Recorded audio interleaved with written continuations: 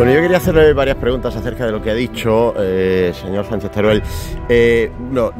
Ha descrito la situación que se está viviendo ahora mismo y a mí me gusta ir a las causas, ¿no? Y a mí se me ocurren para estas listas de espera que ya ha publicado la Junta de Andalucía, se me ocurren tres causas. Por un lado, pues la gestión que usted decía ahora mismo, que estoy haciendo desde hace 5 años el actual equipo de gobierno. En segundo lugar, la pandemia, que evidentemente dejó unas listas de espera importantes, puesto que durante más de un año no hubo este tipo de intervenciones. Y, en tercer lugar, la herencia recibida del Partido Socialista, que, por cierto, decía usted la gran mentira de los pacientes escondidos en los cajones. Bueno, yo no sé si es una gran mentira o pequeña. Yo le puedo presentar a Dionisio Garrido, que es mi suegro, que efectivamente estaba en una lista de espera, terminó en un cajón y empezó a contarle de nuevo la lista de espera. Es un caso particular, pero bueno, a lo mejor es la casualidad que es el único que ha habido en Andalucía, pero es un caso que yo conozco y me han hablado de bastantes más. De esos tres factores, y no sé si alguno más que a usted se le ocurra, ¿cómo dividiría el porcentaje de responsabilidad de la situación actual? Es decir, gestión actual, herencia recibida, porque las listas de espera cuando se marchó el PSOE eran muy amplias, y pandemia. Bien, vamos a ver, la primera cuestión que creo que tenemos que tener en cuenta es que el Partido Popular lleva ya gobernando casi 5 años. Dentro de poco, Juanma Moreno llevará más tiempo gobernando que estuvo gobernando Susana Díaz. Dentro de poco. O sea, pretender echarle la culpa a los anteriores gestores creo que es reírse de los andaluces. Y sobre todo, cuando llegas y dices que hay pacientes que no estaban en las listas incluidos, y para solucionar eso, en el Parlamento se plantea que vamos a aprobar un plan de choque por 25 millones de euros. Entiendo yo que con ese dinero y con ese plan de choque se solucionaría el problema que venía de atrás, ¿no? O nos engañaron y el problema era más gordo y lo dejaron ahí. En cualquier caso, la pandemia, por supuesto, que tiene una incidencia, efectivamente, pero estamos hablando, en el caso concreto que hoy nos ocupa, de cifras desde junio del año 22, cuando ya los efectos más importantes de la pandemia habían pasado.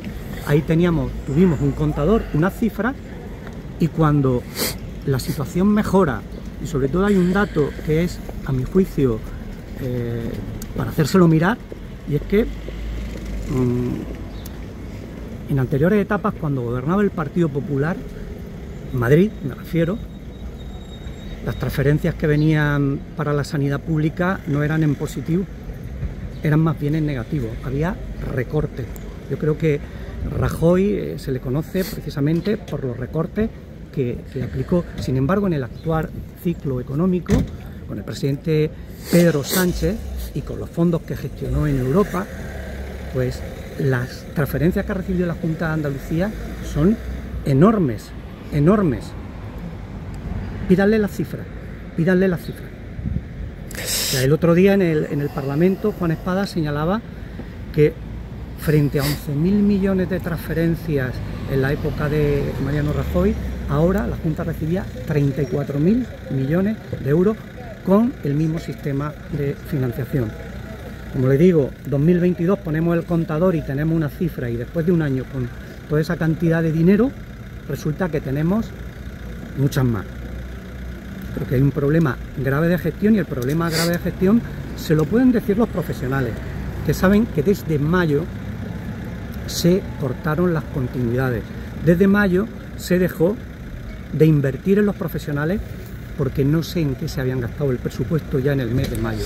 Y como consecuencia de eso, hay máquinas que no están haciendo pruebas, hay profesionales que no están operando y hay profesionales que no están viendo a pacientes porque no tienen autorizada la continuidad asistencial, que eso, para que me entiendan, es, por ejemplo, que trabajen por las tardes. Bueno, a mí los profesionales, tengo un par de preguntillas más. Los profesionales lo que me dicen es todo lo contrario, es decir, que cobran más que nunca, le pagan las tardes, cosa que en la época socialista no le pagaban, y además les pagan más las horas de guardia. No me lo dice cualquiera, me lo dice mi mujer, que además suele mentirme poco y me enseña las nóminas. Creo yo que suele mentirme poco.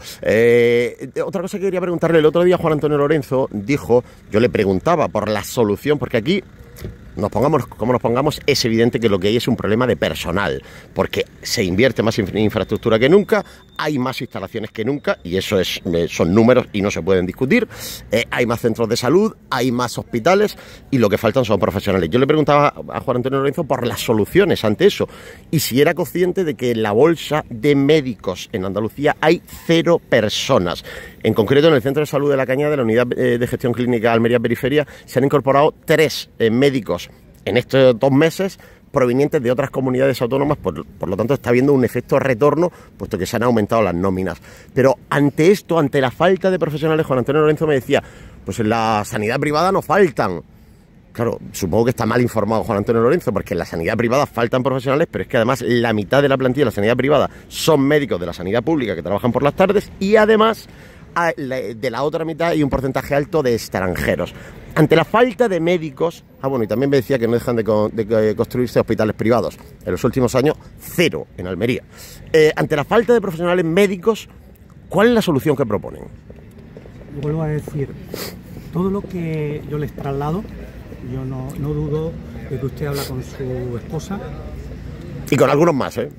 Pues yo lo que le traslado es como consecuencia de escuchar a profesionales. Todo. Profesionales del Distrito Norte, del Poniente y del Distrito Almería. Y ellos son precisamente los que me dicen que no hay continuidades asistenciales por la tarde, que no se está invirtiendo para que puedan trabajar como otras veces se ha hecho por las tardes y poder aligerar las listas de espera. Esa es una realidad, y su propia pregunta, reflexión, pues también es una respuesta. Usted ha dicho que en la privada hay muchos de la pública trabajando, claro, pues porque no están trabajando aquí por las tardes. Si estuvieran aquí trabajando por las tardes, se sacaría mucho de ese trabajo adelante. Y están por la mañana aquí y por las tardes en la privada. Le voy a proponer una cosa. ¿Podemos ir esta tarde al Centro de Salud de La Cañada a ver si se hacen tardes o no? Yo lo que le planteo, se lo vuelvo a decir, yo le puedo llevar a otros centros de salud, que no, pero, donde no se hacen tarde. Pero usted ha dicho que no se hacen tarde. Vamos al Centro de Salud de La Cañada esta tarde y lo vemos. Si esto es muy sencillo, ya se lo propuse una vez a Susana Díaz y no quiso. Si esto es muy sencillo, yo no tengo que ir al centro de la salud. Hombre, pero si es para saber quién lleva razón de los dos. Si usted me dice que allí se están haciendo tarde en Roquetas de Mar. Y en Níjar. Se están haciendo tarde en El Ejido, se están haciendo tarde en todos los centros. Pero por tanto, en algunos colegimos que en algunos sitios sí se hacen tardes, ¿no? Sobre todo, si nos centramos en lo que estamos hablando de consultas con especialistas. Allí, ¿con qué especialidades médicas? ¿Sabe usted que hay especialistas e incluso se hacen cirugía en los centros de salud, no? Sí, ¿O no lo sabe? Sí, pero digo, ¿qué especialidades pasan consulta allí en La Cañada? Yo creo que tendríamos que hablar de la Bola Azul, del Nicolás Salmerón, a ver si por las tardes hay actividad para, como le digo... ¿Usted propone que un cardiólogo que opera por la mañana opere también por la tarde? Yo lo que propongo es que se reúnan con los profesionales que son quienes mejor conocen el sistema y lo organicen. Lo han hecho en otros momentos. Si cuando llegó Jesús Aguirre, hasta los sábados, planteaba la realización de operaciones. ¿Qué pasa ahora que no se puede operar los sábados, no se puede operar por las tardes? Pues lo que pasa es que en lugar de destinar el dinero a esos profesionales para que trabajen por las tardes o los sábados, el que quiera y cuando esté descansado para hacer bien las operaciones, pues que se lo gasten en la pública y no se lo gasten en la privada, que es lo que están haciendo para que estos mismos profesionales que están aquí, como usted ha dicho, por las tardes están allí, que no es un problema de cansancio, es que trabajan aquí y trabajan allí. Es un problema de cansancio, un problema de legalidad, ¿no? De si realmente se puede obligar por la mañana o por la tarde. Otra cosa, y esto es un canuto. Pues yo tengo una pregunta más de esta cosa, si no te importa. Una tercera cuestión que era lo del hospital privado, ¿no? Sí. ¿Cuántos se han construido en Almería en los últimos 5 años? En los 5 últimos años. Lo del gobierno del PP, digo. Creo que ninguno. Ninguno, ¿no? Creo que ninguno. Ahora mismo, la misma empresa que se encargó de la privatización de la sanidad en Valencia es la que está impulsando un privado en Roquetas de Mar.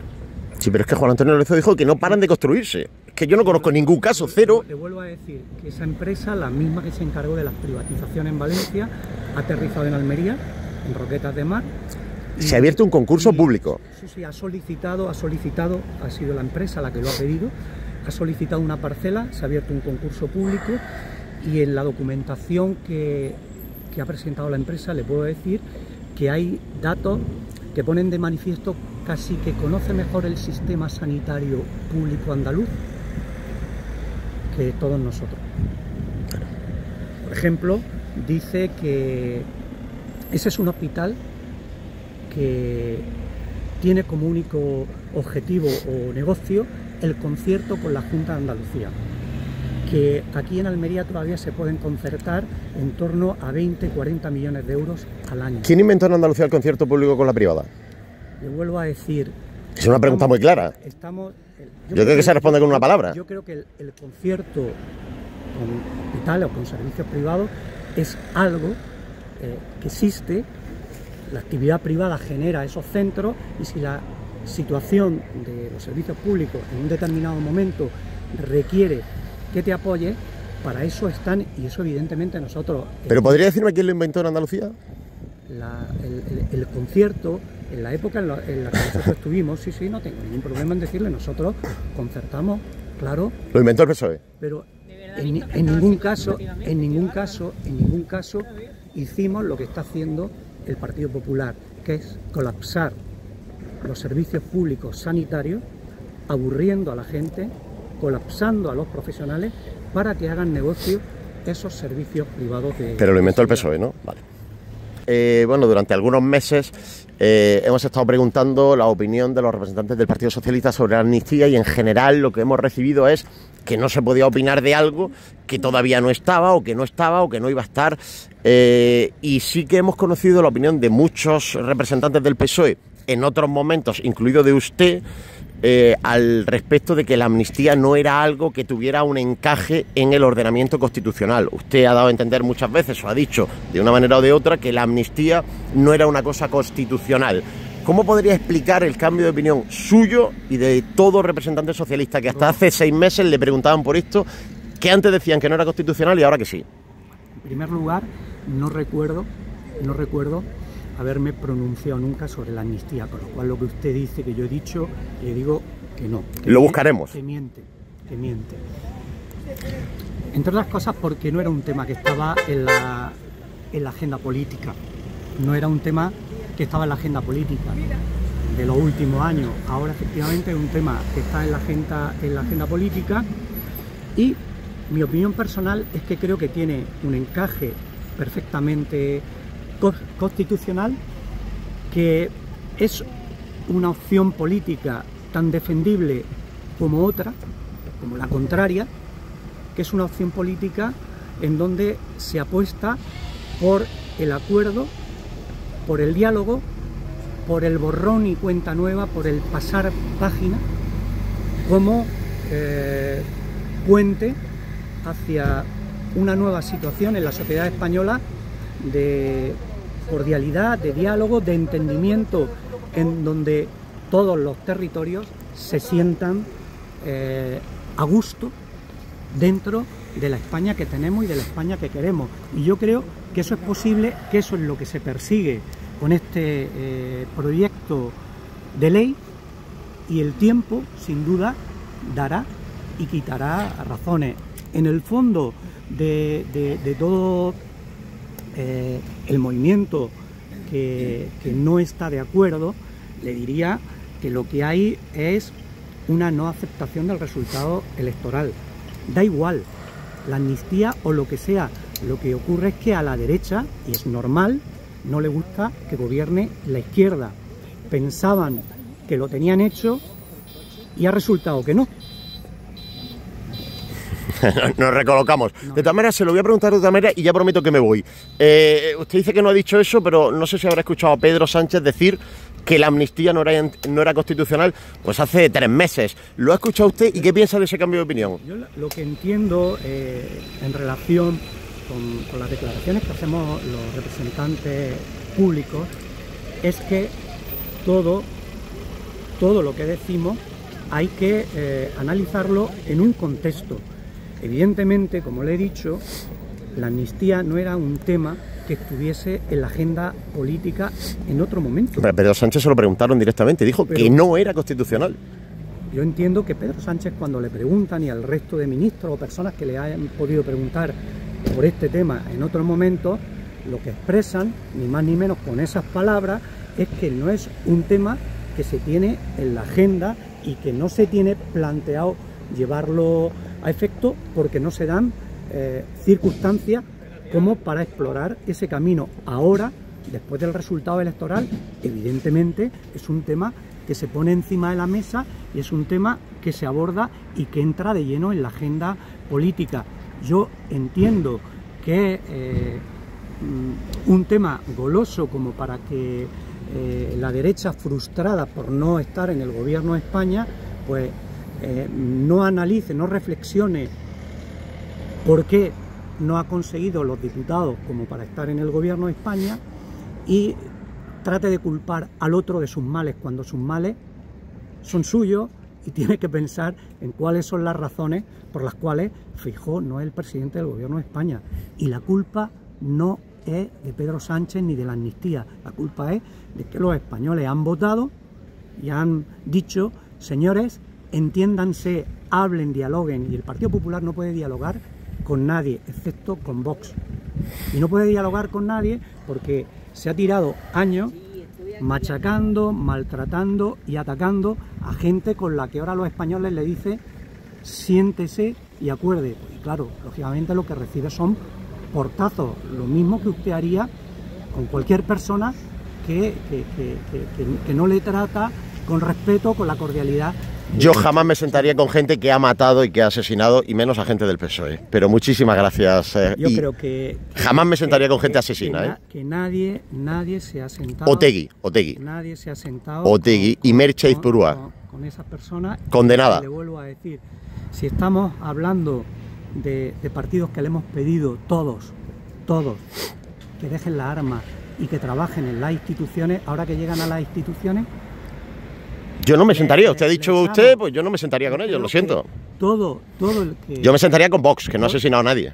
Todo el que puede concurrir a unas elecciones cumple las normas constitucionales y legales, que no puede ser de otra manera, y evidentemente los españoles cuando votan en todos los territorios expresan una opinión, y la opinión en esta ocasión, como siempre, es: señores políticos, tienen que hablar y entenderse. Si no, si hubiesen querido otra cosa, le hubiesen dado una mayoría absoluta a Pedro Sánchez o se le hubiesen dado a Feijóo, pero no ha sido el caso.